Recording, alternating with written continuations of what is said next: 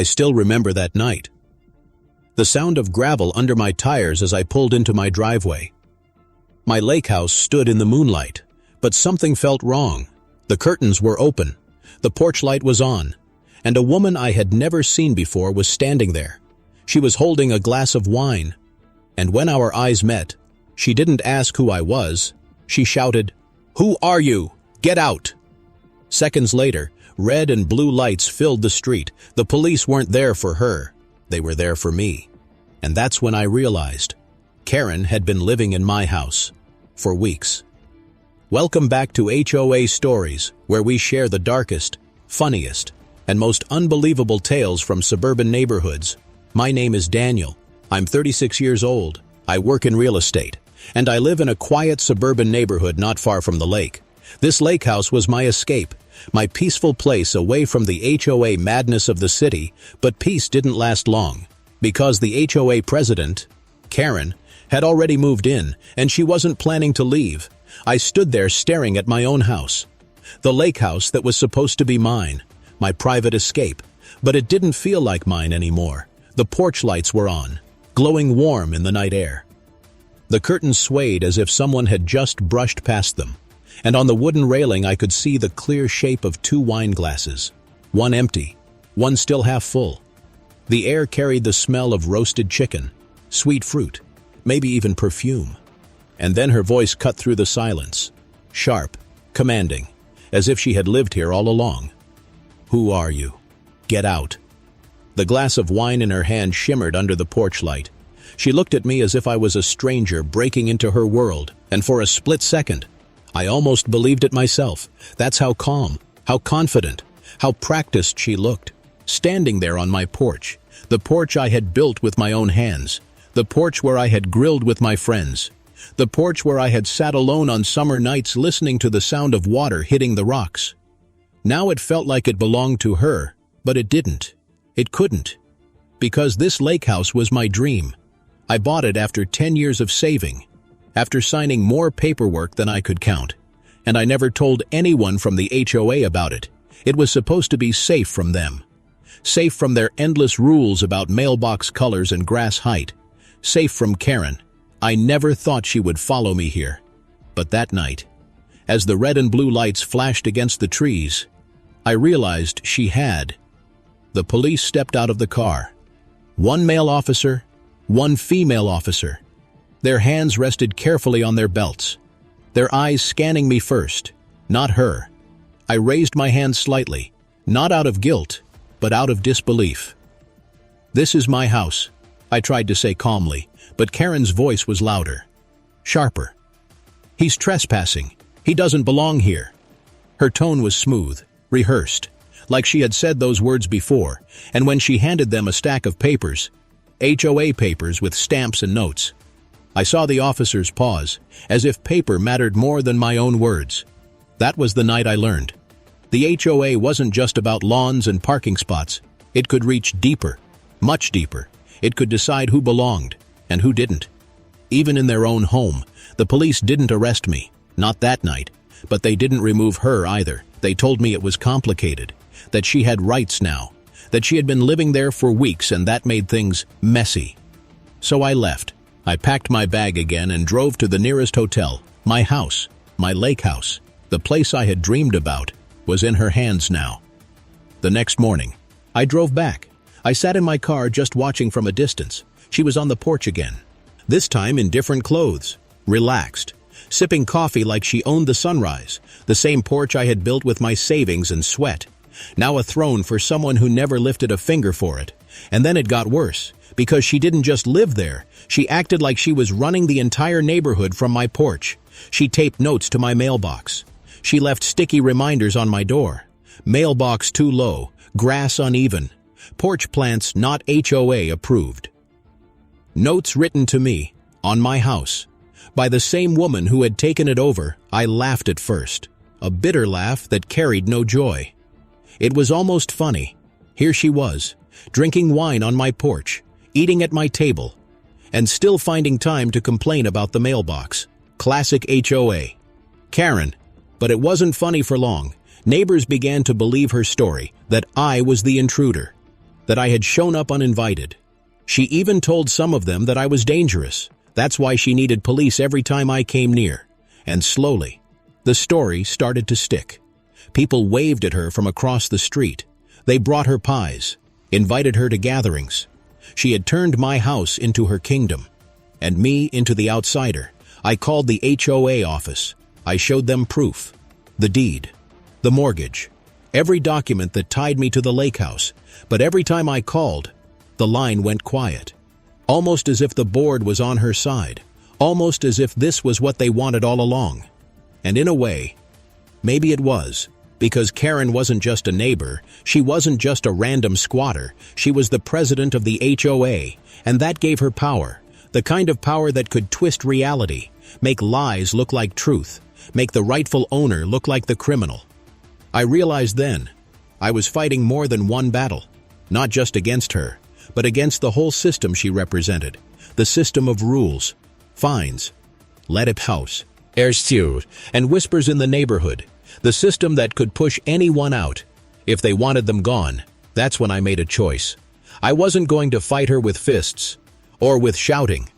I was going to fight her with her own weapon, the same thing she worshipped, the same thing she used to control everyone else, rules. But before I tell you how I turned her own HOA against her, let me ask you something.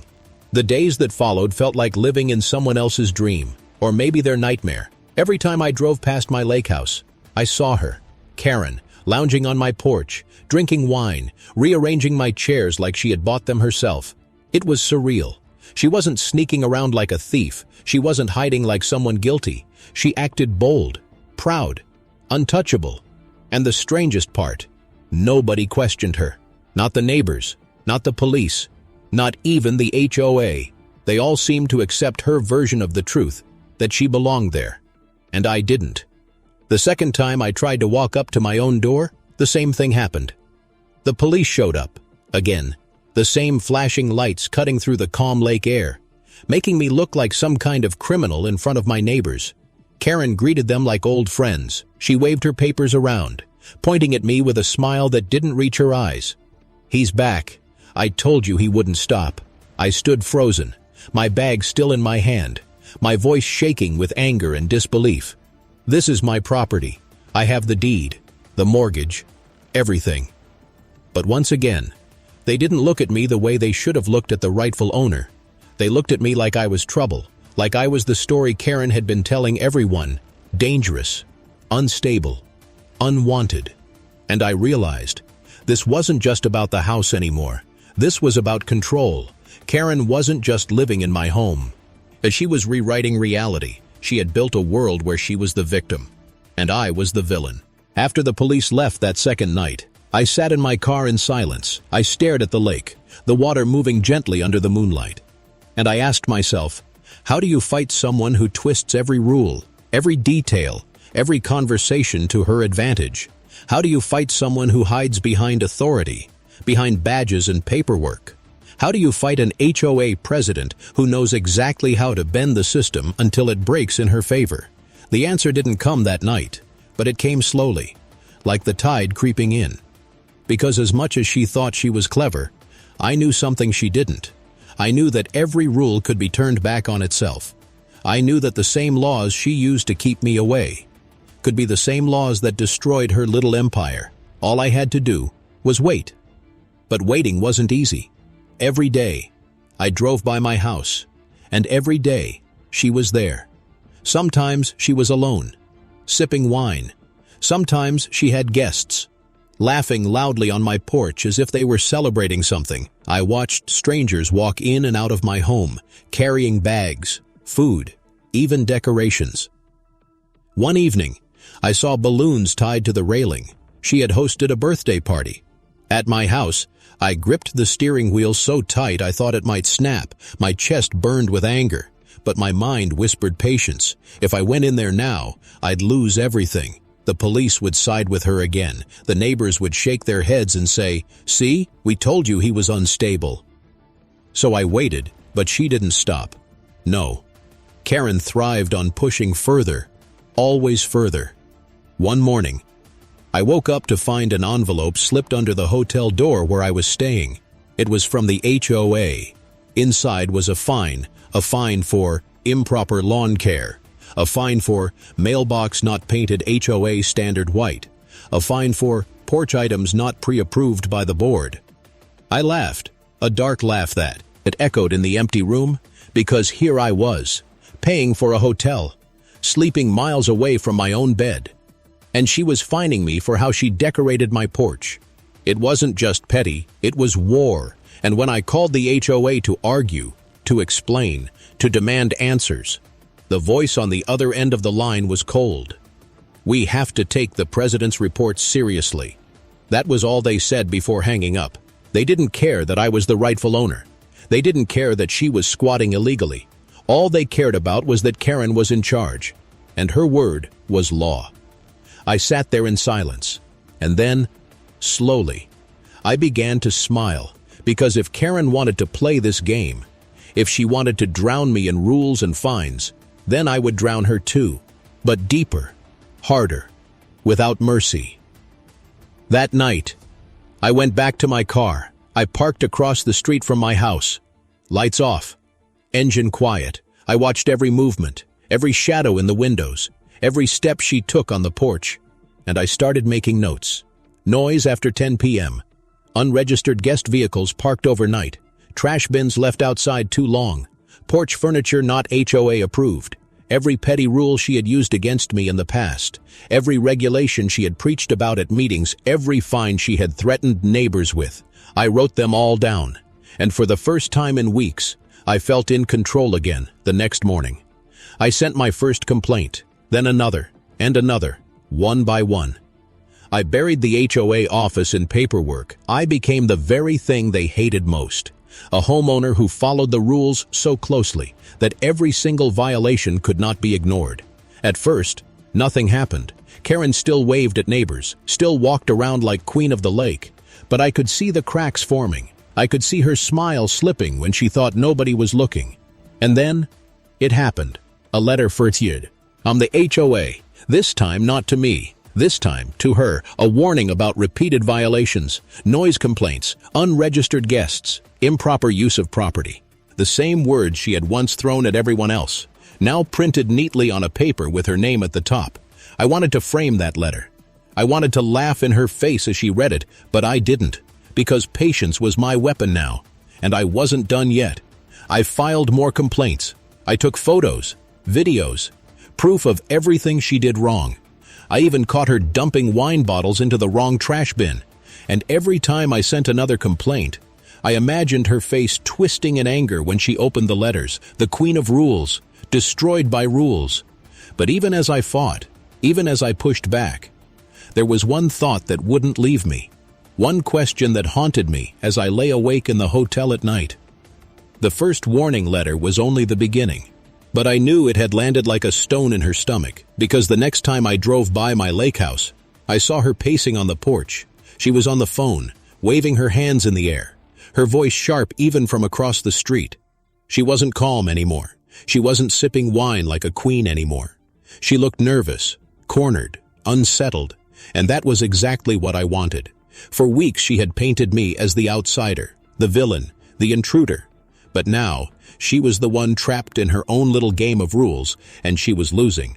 Every new letter from the HOA chipped away at her confidence. Every new complaint reminded her that she wasn't untouchable. But Karen was not the kind of person who gave up easily. No, she was the kind who doubled down, the kind who fought fire with fire.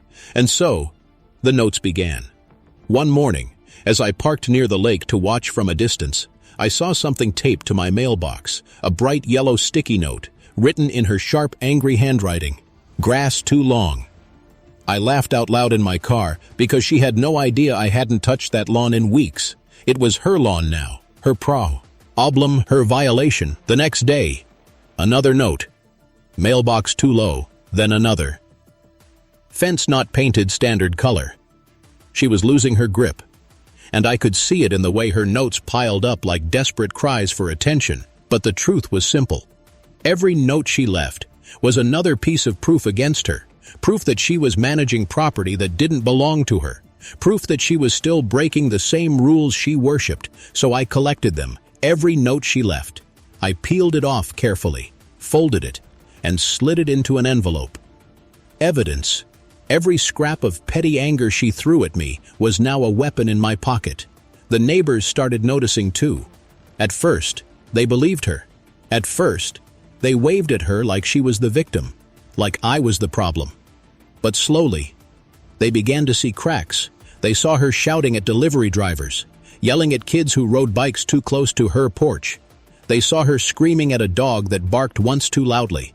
The same charm she used to fool them at first was gone, replaced with the true Karen, the controlling, petty, obsessive woman who would rather burn down a neighborhood than admit defeat. And the whispers began. I heard them in the grocery store. I heard them at the gas station. She's been drinking too much lately. Did you see the police at her place again? I heard she doesn't even own that house. The tide was turning, slowly, painfully, but turning. Then came the second letter from the HOA. This one harsher than the first, threats of fines, warnings of suspension, even the possibility of removing her from the board if the violations continued. It was the kind of letter she had sent to so many others in the past, the kind of letter that had ruined neighbors' weekends, cost them hundreds of dollars, even forced one family to repaint their entire house. And now, it had her name on it. I wanted to celebrate. I wanted to storm onto my porch and raise a glass in victory, but I didn't, because patience was still my best weapon. And I knew, the longer I let her twist in her own web, the sweeter the ending would be. But Karen wasn't done. She wasn't beaten yet. The very next day, I found her standing in the middle of my yard with a clipboard. She was writing furiously, measuring with a tape, snapping photos with her phone. She was trying to fight back, trying to bury me in her own complaints before mine destroyed her. But here was the irony. Every photo she took, every note she wrote, every word she documented was another reminder that she was managing a property she didn't own, that she was, in legal terms, squatting. And when I sent those photos of her, standing in my yard, clipboard in hand, to the HOA, I knew it was checkmate. But I didn't stop there. No, I went further. I started talking to the neighbors.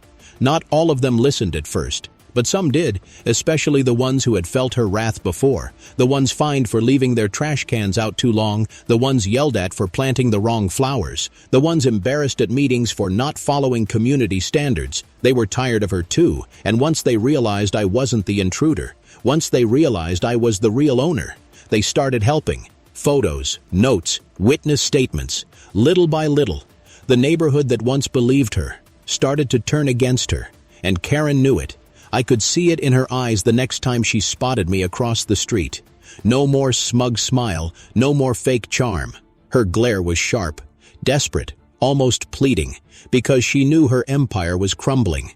But still, she didn't stop. She started leaving longer notes, full pages taped to my door, letters about community safety, letters about trespassing, letters about protecting property values, each one thicker than the last, each one angrier than the last, and each one I collected, filed, and sent straight to the board.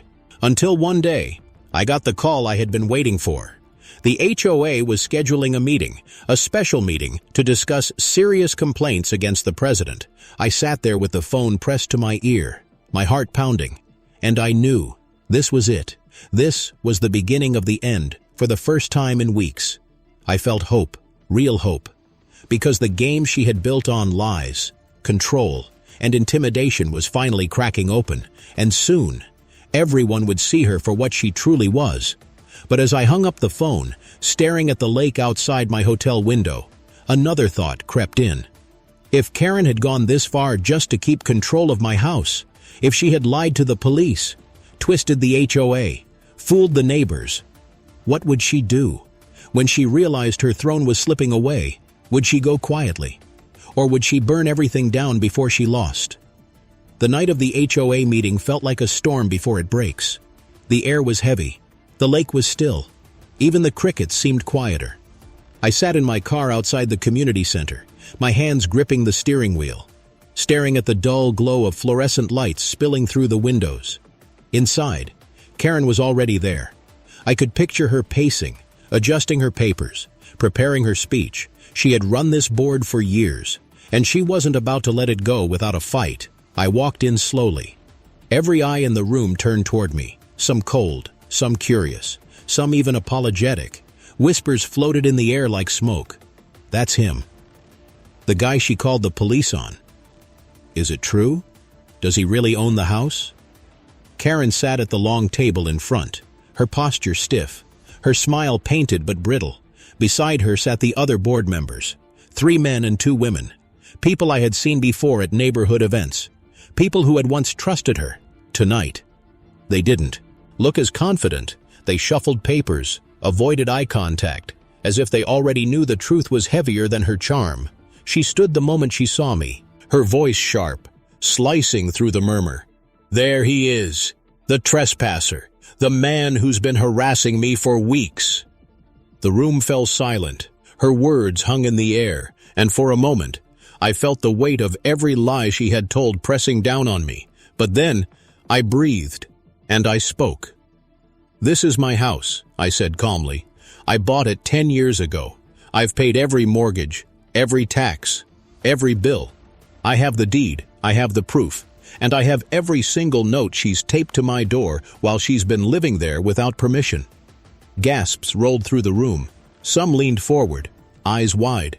Others leaned back, as if trying to process the collision of 2 completely different stories. Karen laughed. It wasn't a natural laugh. It was sharp, forced, almost hysterical. He's lying. He forged those documents. He's dangerous. You've all seen how unstable he is. But even as she spoke, her voice cracked, and that's when I pulled out the envelope. Thick, stuffed with every sticky note, every fine, every letter she had sent me during her little reign on my porch. I placed it on the table in front of the board, slowly. One of them opened it.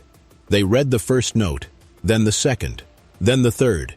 Their faces tightened with each page, their eyes flicking up to Karen, then back down at the proof in their hands, and then I pulled out the photos. Karen, standing in my yard, clipboard in hand, measuring fences, taking notes like a self-appointed inspector. Karen, throwing parties, inviting guests, leaving trash out in the wrong bins. Karen, breaking every single rule she once punished others for.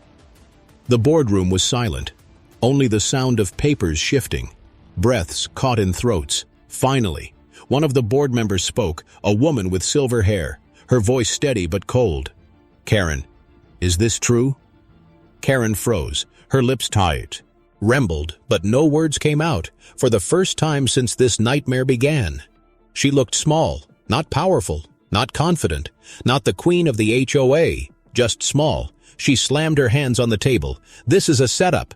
He's twisting everything. I did this to protect the neighborhood, to keep standards high, But the board member cut her off. Standards don't include squatting in someone else's home. The room buzzed. Whispers turned into low conversations, heads shaking, eyes rolling. The neighbors were no longer on her side. The tide had finally, fully turned. Karen's face turned red. Her voice rose higher, shriller. You don't understand. If he moves back in, property values will drop. He doesn't follow the rules. He's dangerous. I leaned forward, my voice low, calm, cutting through her chaos. The only dangerous thing here is letting someone like you stay in power. The silence that followed was heavy. Even Karen didn't speak. She just glared at me, her chest rising and falling with anger she could no longer control. Then came the verdict. The board voted one by one. Each member raised their hand, first against her presidency, then against her occupancy of my home. Finally, in favor of legal action to remove her immediately. It was unanimous. Karen stood there, trembling, her fists clenched. For years, she had ruled with fines and letters and threats, and now, in a single night, it was gone. Her power stripped away, her kingdom dissolved. She stormed out of the room without a word. The sound of the door slamming echoed like thunder. I sat there, the weight of weeks of hell lifting from my shoulders. Neighbors approached me, some apologizing, some shaking my hand, some even thanking me for standing up against her. For the first time, I wasn't the villain anymore. I was just a man, trying to reclaim what was his. But even as Ripani did, relief settled in, even as I imagined walking back into my house, sleeping in my own bed, drinking coffee on my own porch again. I couldn't shake the image of Karen's eyes as she stormed out. They weren't defeated. They weren't broken. They were something worse. They were plotting. And that's when the thought hit me. Chilling. Heavy. What if this wasn't the end? What if Karen wasn't finished? What if losing her title, her house of lies, her board seat, only pushed her to do something even darker the night after the meeting? I barely slept. For the first time in weeks, I was free to walk back into my house. My house. I carried my bags up the porch, the boards creaking under my feet. And for a moment, it felt like nothing had ever happened. The air smelled like pine and lake water, not perfume and wine anymore. The silence was mine again, but the peace didn't last long. The neighbors were talking, and not in whispers anymore. Some came to greet me, shaking my hand, patting my back. Others avoided my eyes, embarrassed that they had once believed Karen's lies, and still others lingered at the edges of the street, watching, waiting, because even though the board had spoken, nobody believed Karen was finished. I didn't either. Her eyes haunted me. That glare she gave me as she stormed out of the meeting, cold, calculating, hungry for revenge. Karen wasn't the kind of person who faded quietly into the background. No, she was the kind who came back louder, angrier, more desperate. The first sign came 2 days later. A letter slipped under my door. Not from the HOA. Not official. Handwritten, sloppy, full of rage.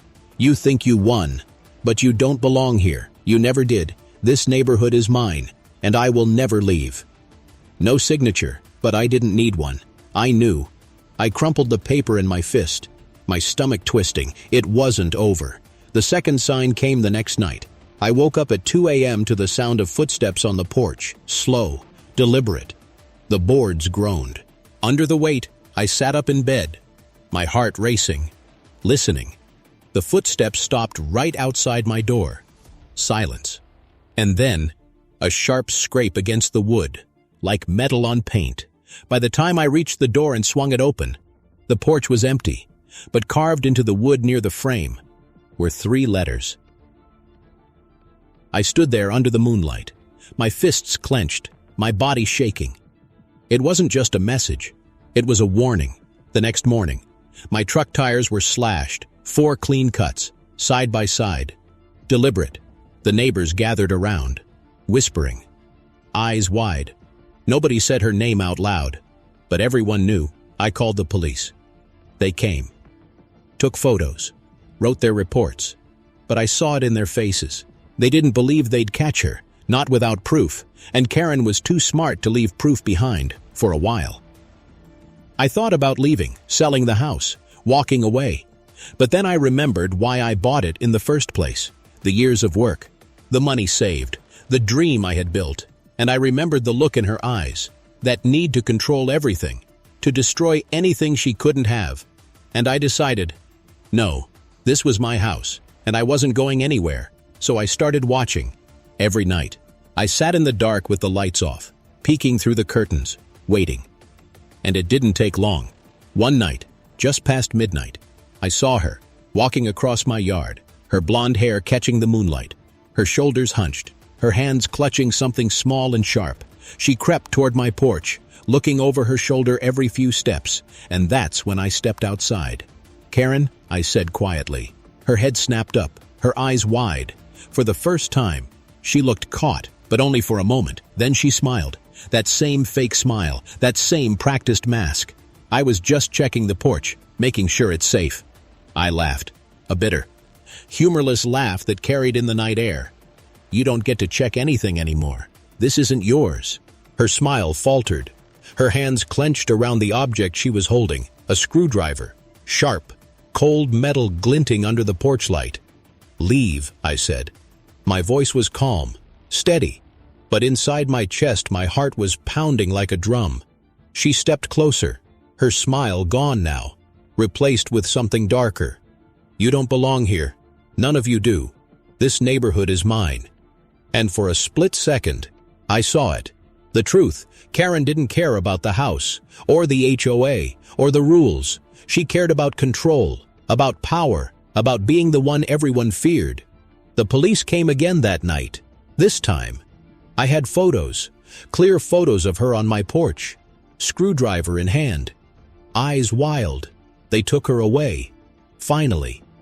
But even as the sirens faded into the distance, even as I stood on my porch with the neighbors watching from their windows, I couldn't shake the feeling that it wasn't truly over. People like Karen don't stop because of handcuffs. They stop because they have nothing left to lose. And I wasn't sure yet. If she had reached that point, the following week, the neighborhood changed. The board announced her removal officially, her name stripped from every letterhead, her email deactivated. Fines and warnings she had issued were reviewed and dismissed. The kingdom she had built on fear collapsed overnight. But even as the board tried to move on, I could feel the tension in the air. Neighbors walked faster past my house, eyes darting, conversations hushed, because they all asked the same question. I asked myself every night, where was Karen now, and what was she planning? Some said she moved away, gone to another town to start fresh.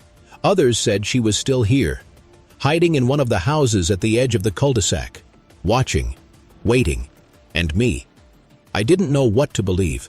All I knew was that every time the wind rattled the windows at night, every time a shadow moved across the lawn, every time a car slowed down near my driveway, my stomach tightened because it could be her.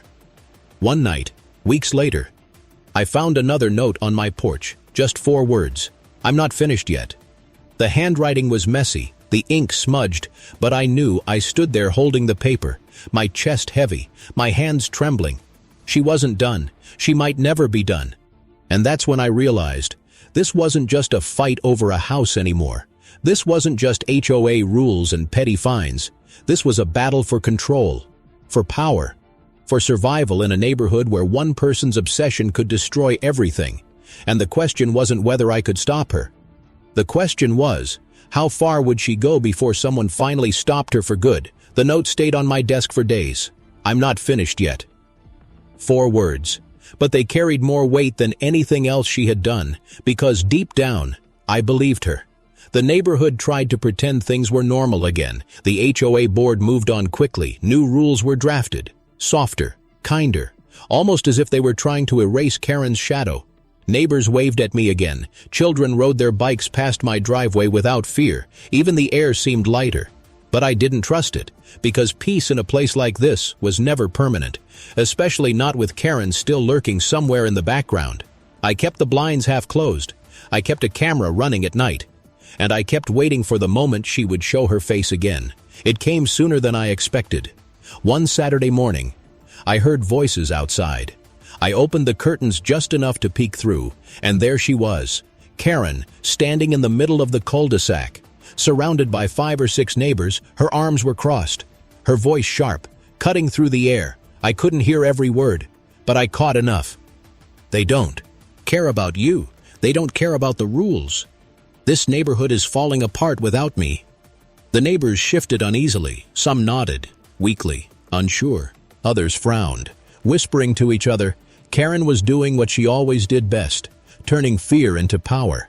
I stepped outside, slowly, letting the screen door creak behind me. The voices dropped, heads turned, and Karen's eyes locked on mine. For a moment, the whole street froze, 2 sides of a war standing in the open sunlight. "This is over, Karen," I said. "You lost. The board voted. You don't belong here anymore." Her lips curled into that smile I had learned to hate. "I built this neighborhood," she said. "Every fence, every lawn, every mailbox stands because of me. Without me, this place is nothing." The neighbors murmured, some embarrassed, some still unsure, but I saw it in her eyes. She wasn't trying to convince them anymore. She was trying to convince herself. I turned back toward my house. But before I could take a step, she shouted loud enough for the whole block to hear. "You think you won, but you don't even know what I know." The words hit like a stone. I paused, turned slowly. Her smile grew wider. "I have files, years of records, every violation, every secret. And when I release them, this whole board will crumble." Gasps rippled through the crowd. Even I felt my chest tighten, because I knew Karen, and I knew she wasn't bluffing. She kept everything, photos, notes, letters. If she really had been hoarding records for years, There was no telling what was inside. The board called an emergency session the next day. I was there. Sitting in the back of the room, the air was tense, heavy, like a courtroom just before the verdict. Karen wasn't on the stage this time. She sat among the neighbors, her face pale but her eyes still burning. The board president cleared his throat. He looked uneasy, as if something had already shaken him before the meeting even started. "We've received troubling information," he said. "Confidential HOA records have been leaked online." The room erupted, voices shouting, neighbors gasping, phones buzzing as people pulled up social media to see for themselves. Photos of backyards, notes about late payments, letters exposing private arguments between board members and homeowners. Years of secrets spilled out for the world to see, and at the center of it all, one name kept appearing in the metadata. Karen. She leaned back in her chair, her smile returning as the chaos spread. She had done it, her final card. If she couldn't rule the HOA, she would burn it down. The board members looked sick. They whispered frantically among themselves. Some neighbors shouted at them. Others shouted at each other. It was no longer about lawns or fences or mailboxes. It was about trust, and trust was gone. I sat there in silence, watching the empire collapse from the inside. The same empire Karen had once ruled with iron fists and petty fines, now she had turned it into rubble with one move. But even rubble can cut you deep. By the end of the meeting, 3 board members resigned. The others promised reform. But nobody was listening anymore. Neighbors were too busy pointing fingers, accusing each other, dragging old grudges back into the open. Karen had won something that night. Not her throne back, but something almost sweeter to her twisted mind. Chaos, because she didn't care about rebuilding. She didn't care about leading anymore. She cared about revenge. And nothing tastes sweeter to someone like Karen than watching everyone else choke on the ashes. I walked out of the meeting with my chest heavy. The neighborhood was broken. The board was broken. And I couldn't shake the feeling that she was watching me, waiting for me to look weak, waiting for me to slip. That night, I sat on my porch with the lights off. The lake was calm, the stars dim, and for the first time since this nightmare began, and I felt tired of fighting, tired of waiting, tired of looking over my shoulder for a woman who seemed impossible to get rid of. But as I stared at the carved letters on my doorframe, HOA, a thought crept in. Maybe this was never about her leaving. Maybe this was about me deciding how much I was willing to lose before I made her stop for good. Because one thing was certain, she wasn't finished, and as long as Karen was out there, none of us were safe. The days after the leak were chaos. The HOA was broken. Neighbors didn't trust each other anymore. And everywhere I went, I heard the same whispers. Did you see the files? Can you believe what she had? Who else knew? Karen had poisoned the well. She didn't need to sit on the throne anymore. She had set fire to the whole kingdom. And now she sat back, smiling at the smoke. I thought maybe she would disappear after that, leave the neighborhood, move to another town, start again. But she didn't. She lingered. I saw her walking the streets late at night, saw her sitting in her car at the edge of the cul-de-sac, saw her shadow pass under the streetlights like a ghost that refused to leave. Every time I caught sight of her, I felt the same chill crawl up my spine, because I knew she wasn't watching the neighborhood anymore. She was watching me. The breaking point came one Friday evening. I came home from work, the sun just dipping below the trees, and there it was, my porch, covered in papers, dozens of them, taped to the door, scattered on the floorboards, plastered against the railing. Every single one had the same message written in thick black marker. Get out. Over and over again, the letters big, uneven, angry. It looked less like writing and more like scratching from an animal trapped in a cage. I stood there frozen, staring at the mess. Neighbors peeked from their windows, but nobody came outside, not one person, because they all knew it was her. That night, I made a choice. I wasn't going to wait for another note. Her voice still rising even as the door slammed shut, her words muffled behind the glass. But her eyes still burning with the same fire, and just like that, she was gone. The neighborhood was quiet again. Too quiet. The kind of silence that feels heavy instead of calm, because even though she was gone, the cracks she left behind were still there. The board was broken. The neighbors didn't trust each other. The rules that once held everything together now felt like weapons waiting to be used again. I sat on my porch the next morning, sipping coffee, watching the lake shimmer in the sunlight. The house was mine again, but it didn't feel the same.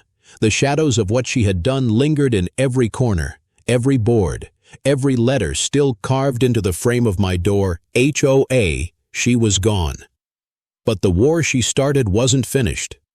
It would never really be finished, because in neighborhoods like this, with rules and power and fear tangled together, someone always rises, someone always takes control, and I couldn't shake the thought that one day it might happen again. But for now, I had my house back, and maybe that was enough. And now I want to ask you, if you were me, would you stay in this lake house even after everything that happened? Or would you sell it and leave the neighborhood behind forever?